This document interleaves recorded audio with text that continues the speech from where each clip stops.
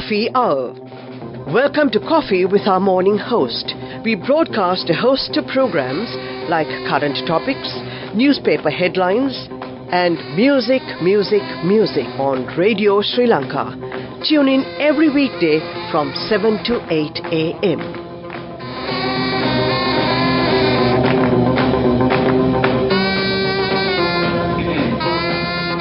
Good morning and a warm welcome to our program Coffee Hour. And today with us on the show we have someone who's come all the way down to Sri Lanka, and she's got like a grand welcome in Sri Lanka, and she's been very famous back in the 90s, I'd say, because of the very famous TV series Spellbinder.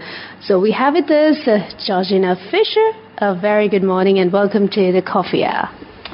Good morning. Thank you so much for having me. It's an absolute pleasure, Georgina. So initially, I'm going to take you way back in time, and let's talk about how you got into acting.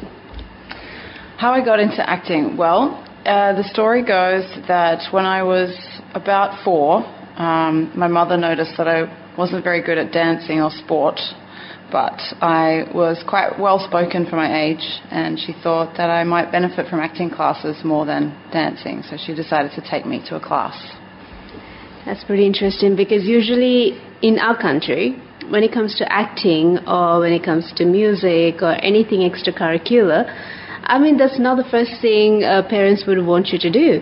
But getting support from home from the beginning is amazing, isn't it, Georgina? Absolutely, and I think as it developed, I had so much support and love from both of my parents, and I don't think I would ever have been able to do Spellbinder if it hadn't been for that. Yeah. So let's also talk about what you actually felt like when you got into the cast. I remember being very happy. I worked really hard for the audition. I really wanted to get the role, and I remember thinking how much the hard work had paid off when I received the role. So speak us through some of the most memorable moments when you started acting, because obviously everything was new and you were small as well, so it must have been quite a journey. It was. It's interesting looking back at it now, because as an adult I realise how incredibly special it was and what a sort of unique childhood it was. But to be honest, at the time, as a kid, I don't think I really got it, because when you're 5 or 6 years old, whatever's happening is just normal, and it sort of seemed quite normal to me that I was on television, just because that was the only life that I knew. So it wasn't really until later that I sort of understood how special it was. I mean, I think we take it for granted when we have it, and then we don't realize it, and especially because you were small, I presume you thought this is how a normal life is, and you just went with the flow. But it's interesting to be in the cast, and especially when it's like a continuous ongoing thing. It's not just like one episode and it's done. So it's a continuous thing. So is there like any character in particular that you really liked working with, Georgina? Well, I loved working with everybody, but I think my favourite was Heather Mitchell, who played Ashka. I remember really looking up to her. She would have been in her 30s at the time, and I was 12. And I remember looking up to her and thinking, she's a cool lady. I would like to be like her when I grow up. And especially when you look at the specific TV series Spellbinder, it's all about fantasy. It's fiction, right? So being a small girl, I'm pretty sure that you really liked all that fantasies, and obviously it's not the normal thing, a regular day-to-day activity you've been doing in that drama. So how is it like to kind of adapt to all that, because everything's new, isn't it? Everything's new, yeah. It was really fun shooting Spellbinder just because of all that fantasy stuff, and I did love the story. But I also remember feeling a bit sad that I never got to go to the other world with the other kids. But nevertheless, they were with you. Yeah, it was still a lot of fun. We shot in Sydney, and it was always a lot of fun on set. And I remember, playing cards with everybody in the caravan and stuff, waiting for our scenes, and it was a good time. So how was school life with acting? That's a good question. School life, so when I originally got cast in a different show, A Country Practice, which was quite a popular show in Australia, I was only 6 and I just started school. And I was offered a full-time role for for a 1-year contract, and my parents originally said no. They said no, it would be too disruptive for your school. And the producers of the show got everybody together, including the camera department, the producers, the directors, the wardrobe, all the people that I would be working with, and had dinner with my parents and basically convinced them that I would be looked after. And they introduced them to Margaret Holford, who became my tutor for the next 2 years. So she looked after me on set, and she would ensure that I got all my schoolwork done that I was missing out on. So I wouldn't say my education was really affected because of that. I was away from school 2 to maximum 4 days a week, but I always had that tutor looking after me and some extra support from my parents as well. Exactly, because I guess now that social media is very active, and it's very different to how it was back in the days, and we see a lot of people talking about how kids, when they are actually casted for movies or teledramas or TV series, which is an ongoing process, it affects their childhood, it affects their education. So I guess what you actually spoke about right now makes a lot of sense, having private tutoring. And then I'd say that it's a lot of hard work from your end, isn't it? Yeah, I guess so. I couldn't say it didn't affect my life at all. Obviously, it did affect me in some ways. But just again, I think it's just that having that level of support. And I think if a child actor has that level of support from a tutor who she or he trusts and from the parents, then it all works out okay. Exactly. It's all about, working together, yeah, and also working on trying to understand each other's necessities as well. So, Georgina, I heard that you have got into singing. So let's also talk a little bit about that. Sure, yeah. I've become a singer now. I've been living in Europe for about 10 years. I live in Berlin, Germany. And at the moment, my main project is a duo with my sister, who's also a singer. We're releasing our second album in April and doing a tour around Germany to promote it. Music has always been very important to me. Grew up in a musical household, and my mum taught me my first chords on the guitar when I was about 10. She's a singer as well, so it's sort of in the family, in the blood, I guess. And I decided to make it a career, and I do a lot of touring around Europe and around the world. And I love it. So, Georgina, speaking of music, tell us about the genre you're working on.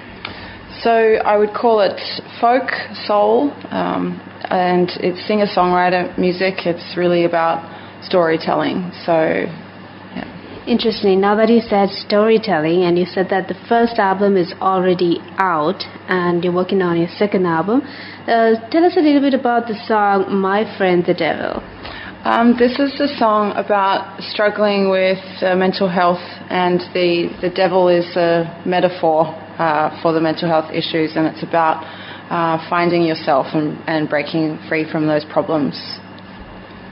Pretty interesting. So tell us about, the whole songwriting process for you, because sometimes it's about personal experiences, sometimes it's about somebody else's experiences you're trying to express through your songs. So what about this specific song, and also how long does it generally take for you? Well, this specific song was written about a friend of mine, and it is. I tell stories either about things that I've experienced personally, or that I see friends or family going through. Sometimes I just make up fictional characters as well. But with this particular song, it was for somebody that I knew, and the question of how long it takes to write a song, that differs wildly. So sometimes it'll take 15 minutes, and sometimes it could take months.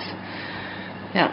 Yes, I heard that Lionel Richie once had to wait for years to release his song.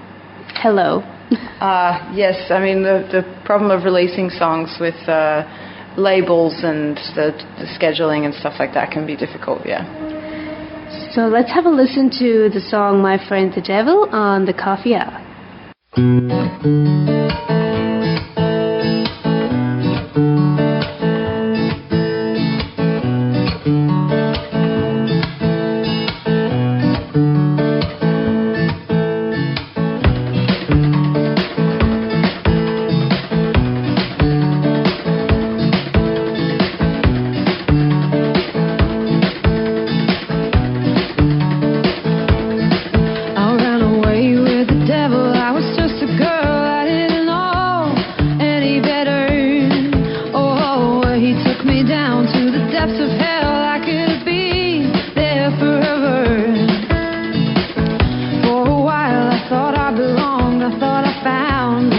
place. Thought I'd never be worth nothing more, and I lost my faith. Ba-da-da-ba-da-da, ba-da-da-ba-da-da, ba-da-da-ba-da-da, ba-da-da-ba-da-da, ba-da-da-ba-da-da, ba-da-da-ba-da-da, ba-da-da-ba-da-da, ba-da-da-ba-da-da. So I went down with the devil. I had no idea just what I was missing. No hope. Someone told me I had to know, so I went, found him. We made a deal and he let me go, and I climbed back up all on my own. And oh, he promised to leave me alone if I would do him the same. Ba-da-da-ba-da-da, ba-da-da-ba-da-da, ba-da-da-ba-da-da, ba-da-da-ba-da-da, ba-da-da-ba-da-da, ba-da-da-ba-da-da, ba-da-da-ba-da-da, ba-da-da-ba-da-da. I always wondered if he would come and try to take me back to where he come from, but I stood white tonight, all dressed in white, all dressed in white. I waited for the demons and hellfire, for the ground to swallow me whole. Said, hey devil, what you coming for? I simply got to know. And well, he does. Well, he flashed his crooked smile and he said, because I missed you, child.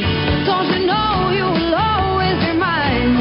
Don't look so surprised to see me. Don't you know you will always be mine? Don't look so surprised to see me. Ba-da-da-ba-da-da, ba-da-da-ba-da-da, ba-da-da-ba-da-da, ba-da-da-ba-da-da, ba-da-da-ba-da-da, ba-da-da-ba-da-da,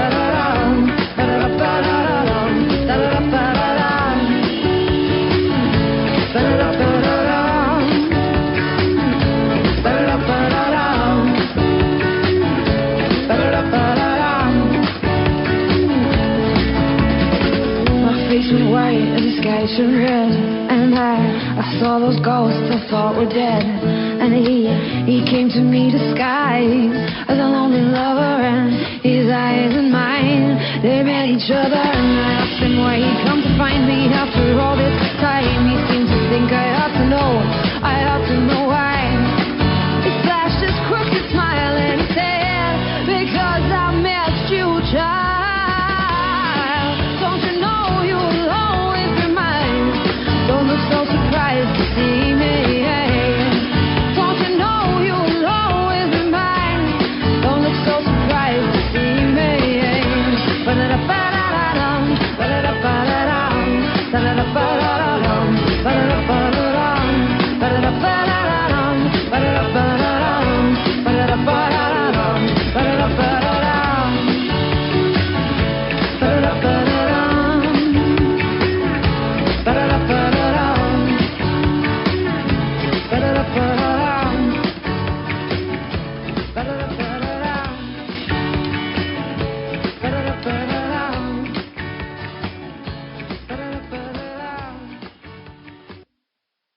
So you heard the track My Friend the Devil by Georgina Fisher. So it's not just you singing on your own, but you're working with your sister as well, who's also a singer.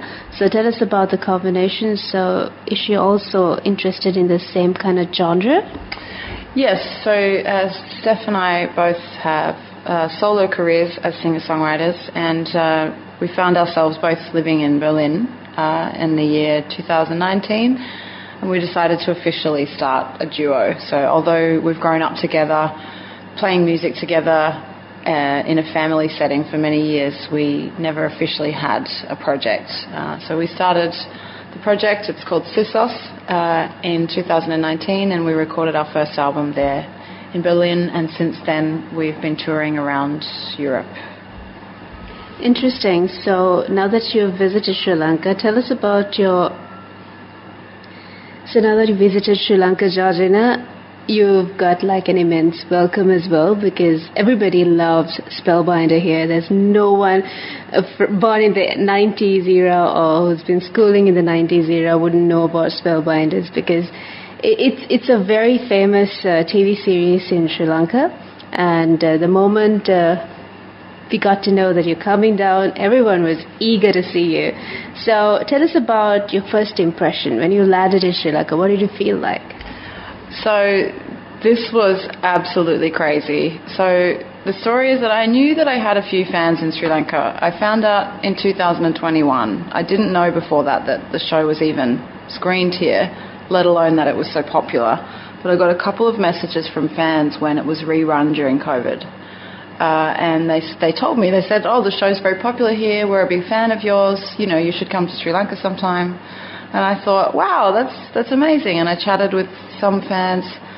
And then I decided to come here for a holiday. And I thought, I'll just make a Facebook post and I'll see, maybe I could meet some fans or something like that.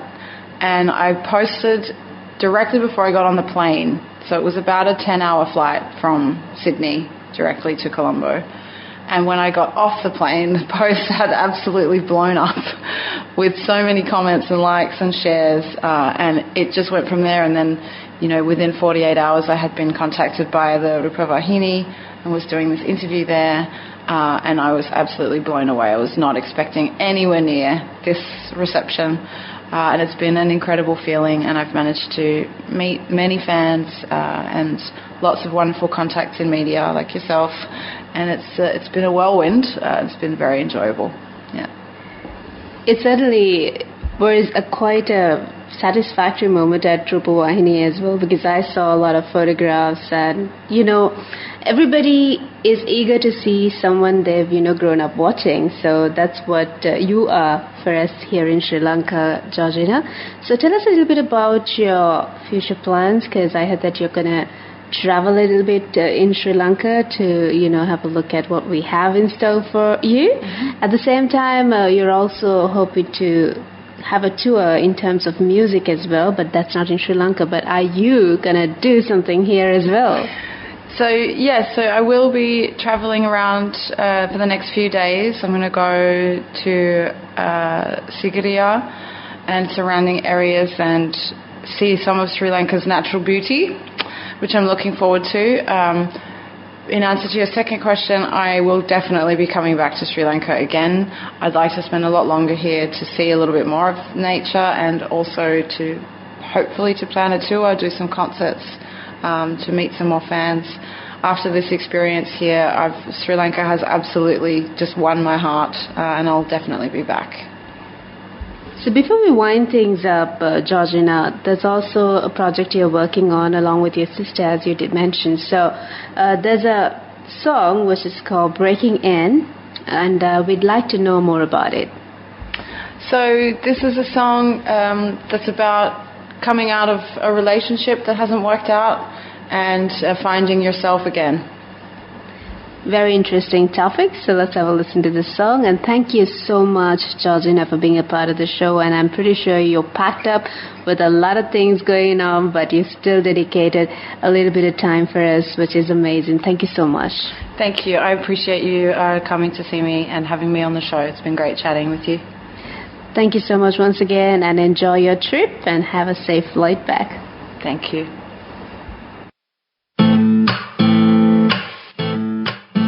Like a petal on a flower, I'm a fragile little thing. Like a glass of Chardonnay, I could be easily broken. Like a green leaf out of place in the winter winds. I'm cold and unfamiliar with the place I'm in, and I won't fall in love in the dark in case I break my fragile skin. And I won't do away with the marks today, because I am only breaking in.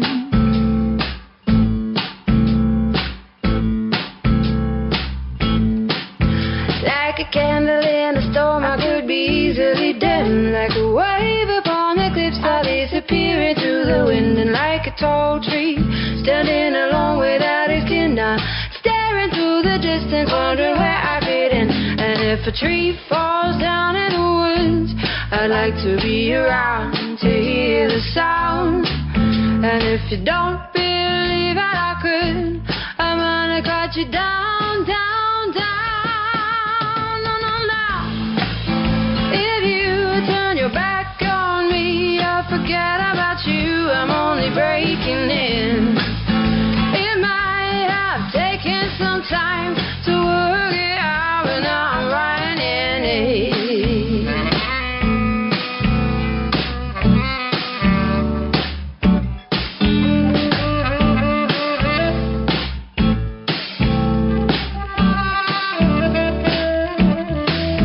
Like a candle in a storm, I could be easily dim. Like a wave upon the cliffs, I'll disappear into the wind. Like a tall tree standing